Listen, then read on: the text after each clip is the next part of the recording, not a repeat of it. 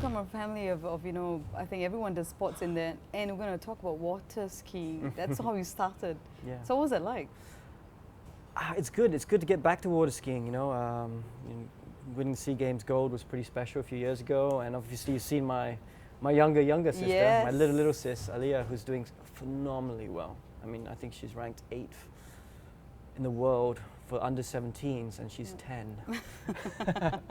So she's doing really well, and it's great. You know, I mean, it keeps my dad active as well, and my older sister, Pippa.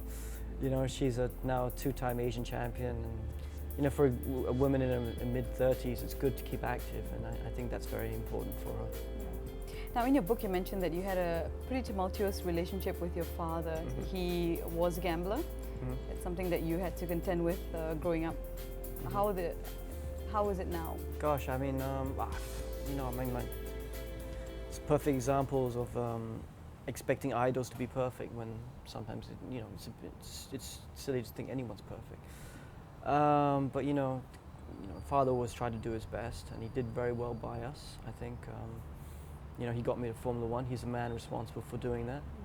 So I don't think our relationship will ever be the hallmark card sort of relationship, but I have a lot of respect for him, and I think he's a pretty special man.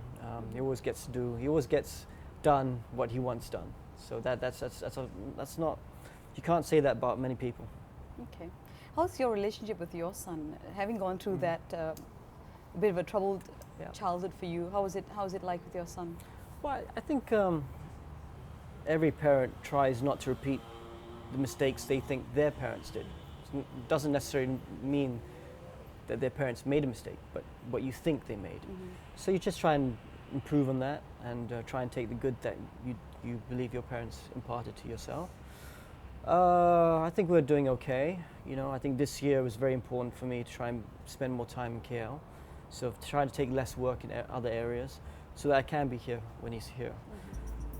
Because I didn't want to get to the stage where, I wish I'd spent more time with my kid when I'm older. I'd hate to be in that stage, I regret. So we're trying to spend more time together now. It's working out okay. I think it's working out better for him. So that's good. It's not perfect, but I think it's going pretty well. Okay, I'll bring up something that you brought up at the very start of the show, a divorce. Now that can't be a very easy thing for anyone to go through, but you did go through that, and it was also, I think in all intent and purposes, a very public one because of who you were married to. Well, everyone, some people may have known. Well, what was the lesson in that in general? I think it's quite good though. I think people only cottoned onto the fact like 2 years after it happened, so that was, I think it did a pretty good job of keeping it quiet, which was what we wanted, because I think we're pretty private. It was really rough on Alistair for a couple of years, as it always is, but I think we're doing a okay job of trying to keep his interests at the top of the list, which is the most important thing. But yeah, no, it's a pretty devastating event for anyone to go through. But from my point of view, I think it's the best thing for all parties involved, and I don't regret anything that's happened out of that. And gosh, it brought a lot of challenges, but a lot of I'm going to use the word growth. It's not a bad thing. It's a lot of crap, to be honest. But I've definitely enjoyed that aspect about it. I've enjoyed the whole getting through it and coming out the other side, I suppose. And it's taught me a lot.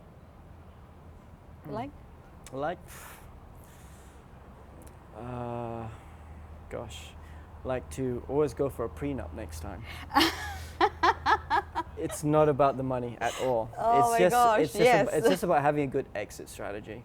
Because when these things kind of go wrong, it's very hard not to be bitter and angry and to take an unreasonable stand sometimes. And I think like if you have any good contract and agreement between companies going into a joint venture, any good agreement will always have an exit strategy. Because you need to know the rules of engagement of how you want to exit. And if there are no rules, it kind of gets a little bit rocky.